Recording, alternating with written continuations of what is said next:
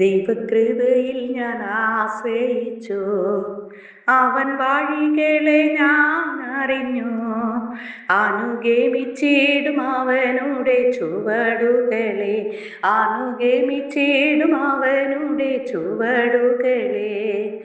ഇഹലോകമോ താരികിൽ ഒരു സുഖവും മനഃശാന്തിയതും എൻ്റെ യേശുവിൻ്റെ തിരുസന്നിധിയിൽ എന്നും ആനന്ദമുണ്ടെനിക്ക്. എൻ്റെ യേശുവിൻ്റെ തിരുസന്നിധിയിൽ എന്നും ആനന്ദമുണ്ടെനിക്ക്. മനോവേദന പല ശോധന മമ ജീവിത പാതയതിൽ മറതേറിടുമ്പോ ആത്മനാഥനവൻ മാറി ചാരി ഞാൻ ആശ്വസിക്കും. എത്ര നല്ലവൻ മതിയായവൻ എന്നെ കരുതുന്ന കർത്തനവൻ. എൻ്റെ ആവശ്യങ്ങളെല്ലാം അറിഞ്ഞിടുന്ന ഏറ്റവും അടുത്ത സഹായകൻ താൻ. എൻ്റെ ആയുസ്സിൻ ദിനമൊക്കെയും തൻ്റെ നാമമഹത്വത്തിനാൽ ഒരു കൈത്തിരി പോൽ കത്തിയെരിഞ്ഞൊരിക്കൽ തിരുമാറിൽ മറഞ്ഞിടും ഞാൻ. Praise the Lord.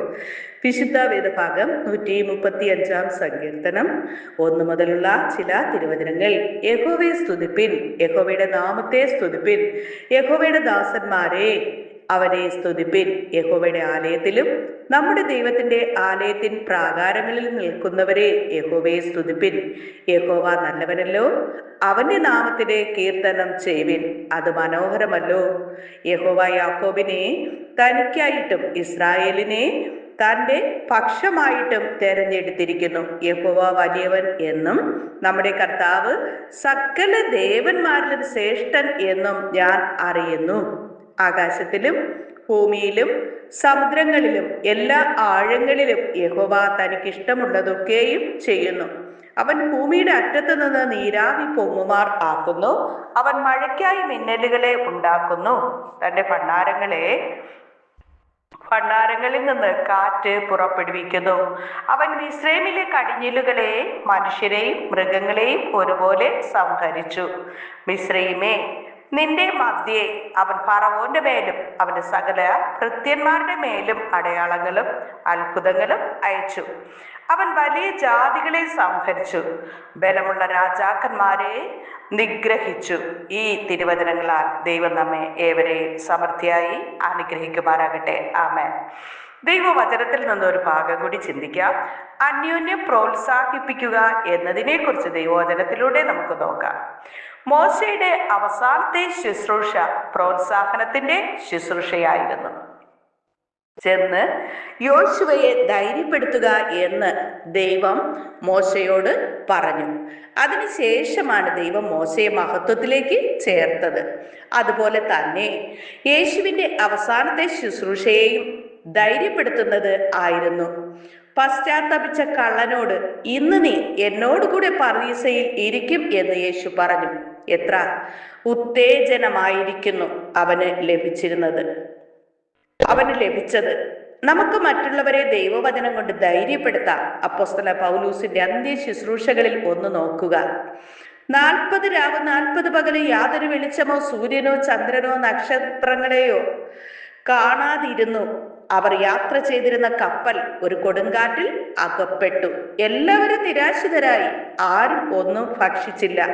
എന്നാൽ ദുഃഖത്തിന്റെ നിമിഷത്തില് പൗലോസ് എല്ലാവരുടെയും മുൻപാകെ എഴുന്നേറ്റ് നിന്നുകൊണ്ട് ധൈര്യത്തോടിരിപ്പിൻ, എന്റെ ഉടയവനും ഞാൻ സേവിച്ചു വരുന്നവനുമായ ദൈവത്തിന്റെ ദൂതൻ ഈ രാത്രിയിൽ എന്റെ അടുക്കൽ നിന്നു എന്ന് പറഞ്ഞു. ദൈവം തന്റെ പക്ഷത്തുണ്ടെന്ന് അറിയാമായിരുന്നത് കൊണ്ട് മറ്റുള്ളവരെ ധൈര്യപ്പെടുത്തുവാൻ അവന് സാധിച്ചു. പ്രിയരെ, ദൈവം നിന്റെ പക്ഷത്തുണ്ടെന്ന് നിനക്കറിയാമോ? അല്ലെങ്കിൽ നിനക്കുള്ള മറ്റുള്ളവരെ ധൈര്യപ്പെടുത്താം. ദൈവം നിന്റെ പക്ഷത്തുണ്ടെങ്കിൽ നിനക്ക് മറ്റുള്ളവരെ ധൈര്യപ്പെടുത്തുവാനായി കഴിയും. ഹല്ലേലൂയ. മറ്റുള്ളവരെ ധൈര്യപ്പെടുത്തുവാനുള്ള ശുശ്രൂഷ ദൈവം നിനക്ക് തന്നിരിക്കുന്നു. വിശ്വാസത്തിന്റെ വാക്കുകൾ സംസാരിക്കുക.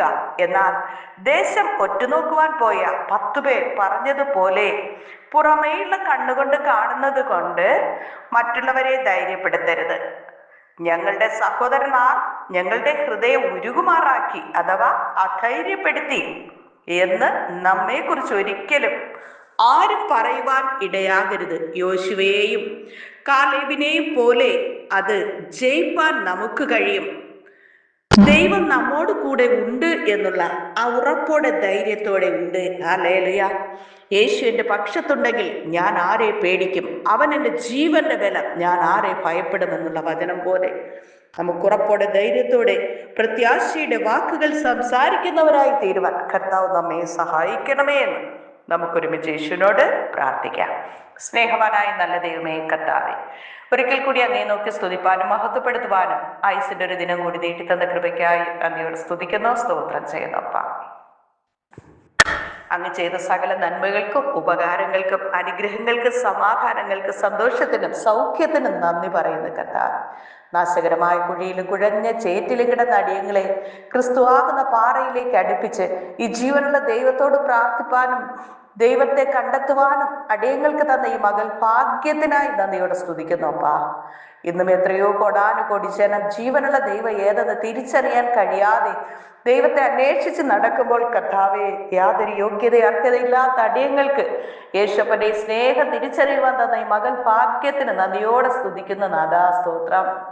കർത്താവെ, പ്രാർത്ഥനയിൽ പങ്കെടുക്കുന്ന എല്ലാ മക്കളെ അനുഗ്രഹിക്കണം. എല്ലാവർക്കും സന്തോഷവും സൗഖ്യവും സമാധാനവും സൗഖ്യത്തോടെ ജീവനുള്ള ദൈവത്തെ ആത്മാവിലും സത്യത്തിലും ആരാധിക്കുന്ന സത്യ നമസ്കാരികളായി തീരുവാൻ അങ്ങ് സഹായിക്കണം. ഒരനർത്ഥവും നിനക്ക് ഭവിക്കയില്ല, ഒരു ബാധയും നിന്റെ കൂടാരത്തിന് എടുക്കയില്ല എന്നല്ല ചെയ്ത യേശുവിന്റെ സ്നേഹത്താൽ നിറഞ്ഞുകൊണ്ട് മുന്നോട്ട് പോകാൻ എല്ലാ മക്കളെ അങ്ങ് സഹായിക്കണം. നീ ഒരു അനുഗ്രഹമായിരിക്കും, നിന്നെ അനുഗ്രഹിക്കുന്നവരെ ഞാൻ അനുഗ്രഹിക്കുമെന്നല്ല ചെയ്ത കർത്താവേ, ഞങ്ങൾ മറ്റുള്ളവർക്ക് ഒരു അനുഗ്രഹമായി തീരുവാൻ അങ്ങ് സഹായിക്കണം. അനുഗ്രഹിക്കും, ആയിരിക്കും, കൃപയ്ക്കുള്ളിൽ മറച്ചുകൊള്ളണം. കർത്താവിന്റെ വേലയായിരിക്കുന്ന എല്ലാ മക്കളെയും യേശുപ്പന്റെ ദൂതന്മാരാൽ കാവൽ ചെയ്യണം. ശത്രു കാണാതെ ദുഷ്ടൻ തൊടാതെ കൊണ്ട് കൃപയ്ക്കുള്ളിൽ എല്ലാവരെയും മറയ്ക്കണം. തുറന്ന ദൈവസാന്നിധ്യത്തിന്റെ മറവിലായിരിക്കാൻ അങ്ങ് സഹായിക്കണം. അങ്ങയുടെ ഹല്ലേലൂയ ദൈവനാമഹത്വത്തിനായി ചെയ്യുന്ന സകല പ്രവർത്തികളെ ദൈവം അനുഗ്രഹിച്ചു മാനിക്കും. യേശുവൻ നാമത്തിൽ ചോദിക്കുമ്പോൾ കൃപയോടെ കേൾക്കണം നല്ല പിതാവേ.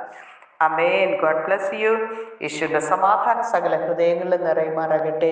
ആമേൻ.